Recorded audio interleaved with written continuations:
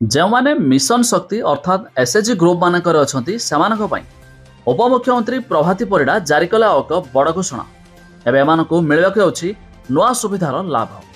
ଆସନ୍ତୁ ସମ୍ପୂର୍ଣ୍ଣ ଅପଡେଟ୍ ଜାଣିବା। ତା ପୂର୍ବରୁ ଭିଡ଼ିଓକୁ ଲାଇକ୍ କରନ୍ତୁ, ସବସ୍କ୍ରାଇବ୍ କରିନଥିଲେ ଏବେ ସବସ୍କ୍ରାଇବ୍ କରି ପାଖରେ ଥିବା ଘଣ୍ଟି ଚିହ୍ନକୁ ଦବାଇ ଦିଅନ୍ତୁ। ପୂର୍ବ ସରକାରଗୁଡ଼ିକ ମହିଳାଙ୍କୁ ନିରୀହ ଭାବେ ଭୁଆଁ ବୁଲାଉଥିଲେ ବୋଲି ଉପମୁଖ୍ୟମନ୍ତ୍ରୀ ପ୍ରଭାତୀ ପରିଡ଼ା କହିଛନ୍ତି।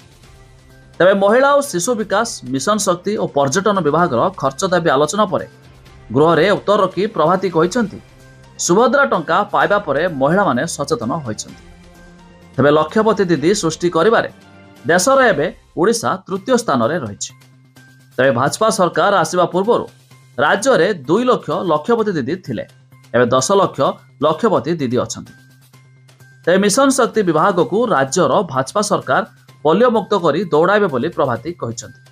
ସେ କହିଛନ୍ତି, 6 ମାସରୁ 6 ବର୍ଷ ପର୍ଯ୍ୟନ୍ତ ବୟସର ପିଲା, ଗର୍ଭବତୀ, ସ୍ତନ୍ୟପାନ କରାଉଥିବା ମହିଳା ଏବଂ କିଶୋରମାନଙ୍କ ଉନ୍ନତି ସ୍ୱାସ୍ଥ୍ୟ ପାଇଁ ମୁଖ୍ୟମନ୍ତ୍ରୀ ସମ୍ପୂର୍ଣ୍ଣ ପୁଷ୍ଟି ଯୋଜନା କାର୍ଯ୍ୟକାରୀ କରିଛନ୍ତି। ତେବେ ମୁଖ୍ୟମନ୍ତ୍ରୀ କନ୍ୟା ବିବାହ ଯୋଜନାରେ 12 କୋଟି ଟଙ୍କାର ବ୍ୟୟବରାଦ କରାଯାଇଛି। ସୁଭଦ୍ରା ସମ୍ବେଦନତା ନାମରେ ନୂତନ ଯୋଜନା କାର୍ଯ୍ୟକାରୀ କରାଯିବ।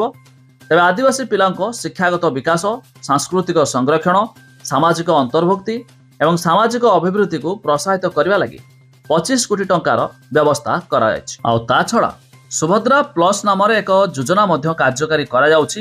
ଏମିତିକି ମିଶନ ଶକ୍ତି ସ୍କୁଟର ଯୋଜନା ଆରମ୍ଭ କରାଯିବ। ତେବେ ମିଶନ ଶକ୍ତି ବିଭାଗ ଅଧୀନ community support staff, business correspondent agent ଏବଂ ଏଜୁକେଟିଭ୍ କମ୍ୟୁନିଟି ସଦସ୍ୟମାନଙ୍କ କ୍ଷେତ୍ରରେ ତଦାରଖରେ ସୁବିଧା ଲାଗି ଏହି ଯୋଜନା ଆରମ୍ଭ ହୋଇଛି। ତେବେ 30 ଜିଲ୍ଲାରେ ଜିଲ୍ଲାସ୍ତରୀୟ ମିଶନ ଶକ୍ତି ଭବନ କରାଯିବ। ପ୍ରତ୍ୟେକ ଭବନ ଲାଗି 1 କୋଟି ଟଙ୍କା ଖର୍ଚ୍ଚ କରାଯିବ।